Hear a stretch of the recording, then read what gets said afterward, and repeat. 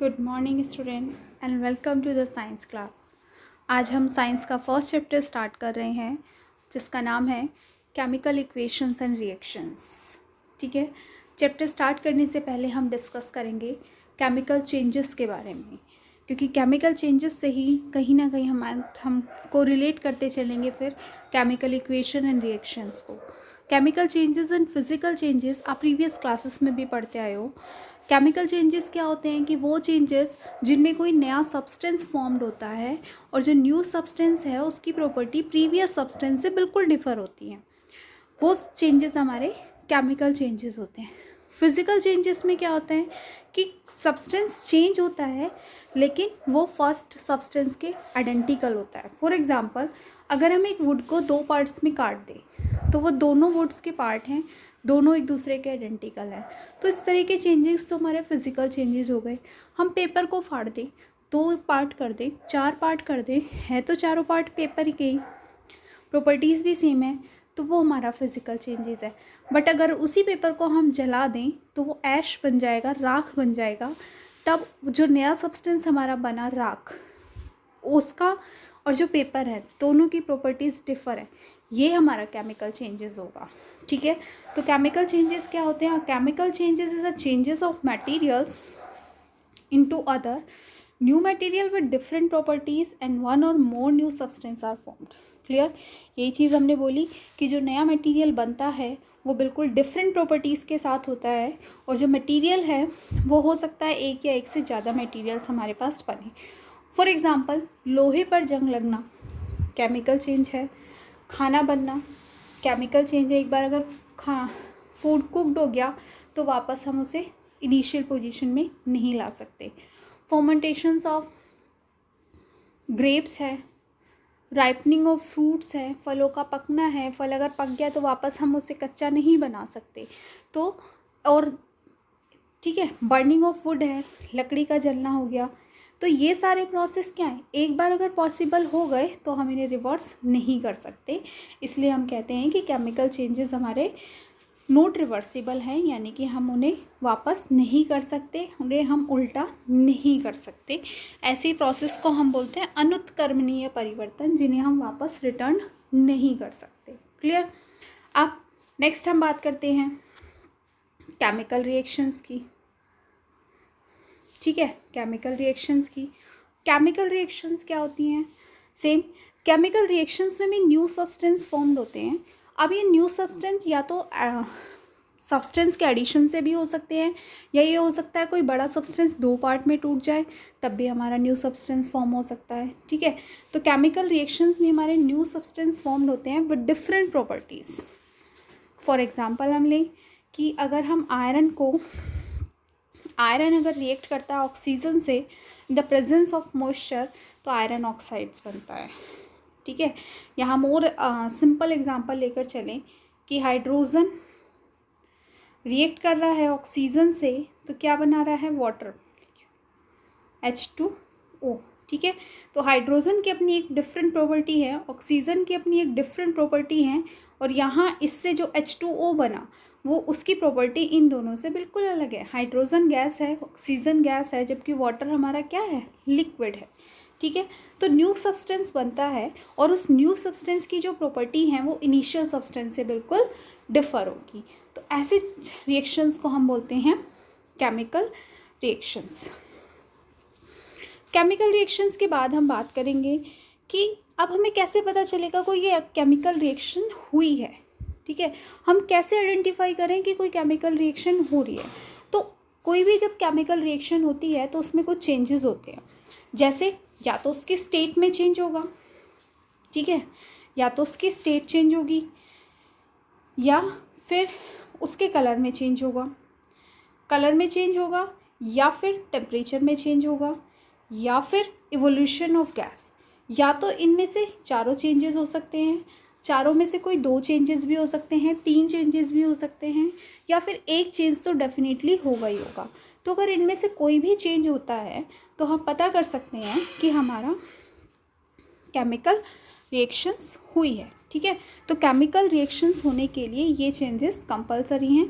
कोई एक चेंजेस ज़रूर होगा, या तो स्टेट चेंज होगी, या कलर चेंज होगा, या टेम्परेचर चेंज होगा, या इवोल्यूशन ऑफ गैस होगा। क्लियर। अब हम अपनी बात करते हैं केमिकल इक्वेशंस के बारे में कि केमिकल इक्वेशंस क्या हैं। इससे पहले हमने पढ़ा केमिकल रिएक्शंस क्या हैं, जहाँ पर न्यू सब्सटेंस फॉर्म हो रहे हैं। अब हमने इससे पहले बोला कि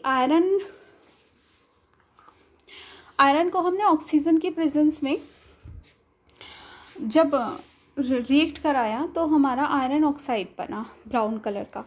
अब अगर इसी स्टेटमेंट को हम एक सिंबॉलिक फॉर्म में लिखें, ठीक है, हम सिंबल्स के साथ लिखें तो हमारे लिए पढ़ना आसान होगा। और ये जो सिंबॉलिक रिप्रेजेंटेशन है इसी को हम केमिकल इक्वेशन कहते हैं। यानी कि प्रतीक के साथ अगर हम किसी रिएक्शन को लिख रहे हैं तो वही हमारा केमिकल इक्वेशन है। देखो जैसे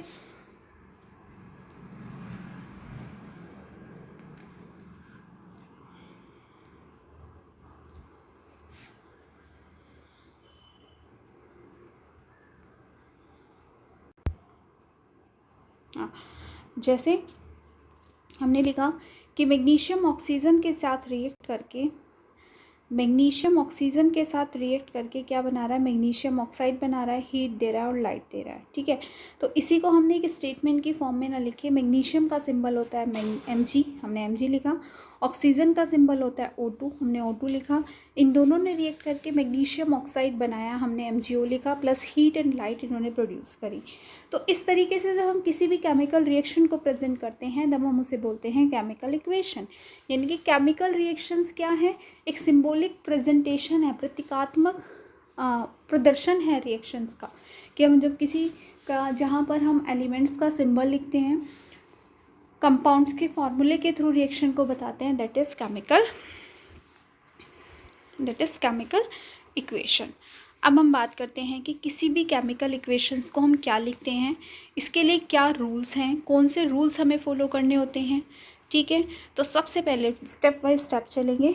देखो बेटा, एनसीईआरटी का टॉपिक वाइज टॉपिक हम उठाते हुए चल रहे हैं, बैक टू बैक हर एक टॉपिक लेते हुए चलेंगे। ठीक है, चलो तो नेक्स्ट है कि how to write a chemical equation, कि हमें केमिकल इक्वेशन को लिखना कैसे है।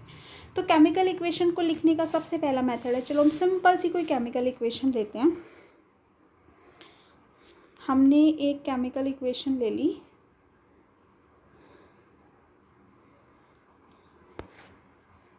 A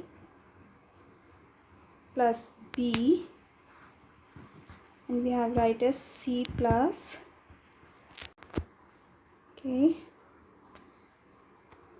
C plus D।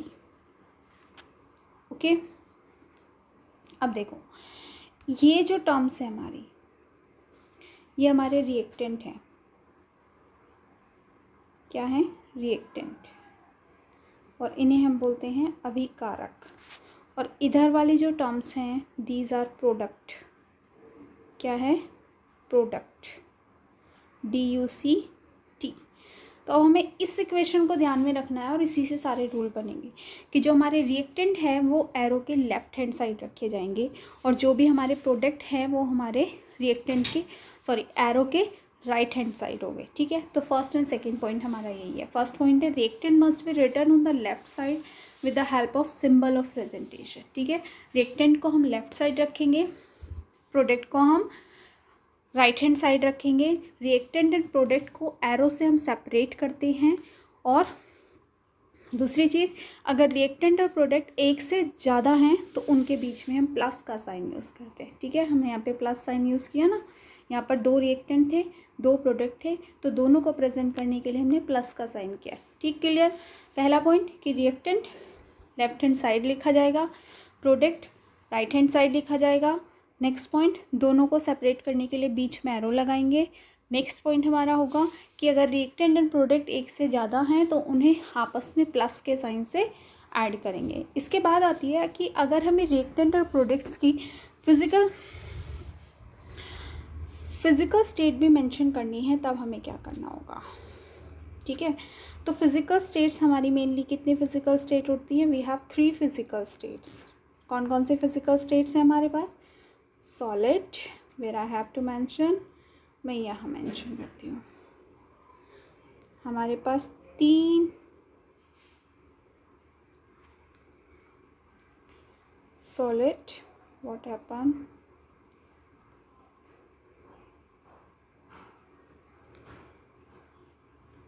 Look.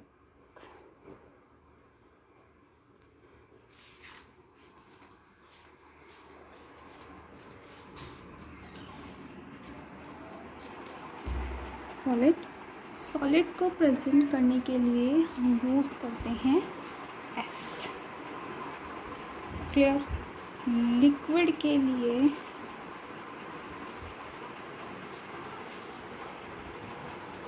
L and last one is gas. Gas को हम प्रेजेंट करते हैं जी से। ठीक है, तो किसी भी मैटर की हमारी 3 फिजिकल स्टेट्स होती हैं, solid, liquid and gas. Solid को हम एस से प्रेजेंट करते हैं, लिक्विड को हम एल से प्रेजेंट करते हैं और गैस को हम जी से प्रेजेंट करते हैं। एक और फिजिकल स्टेट आती है दैट इज़ एक्वस सॉल्यूशन, जहाँ पर वाटर मिक्स हो, उसे हम प्रेजेंट करते हैं ए क्यू से। क्लियर? ठीक है,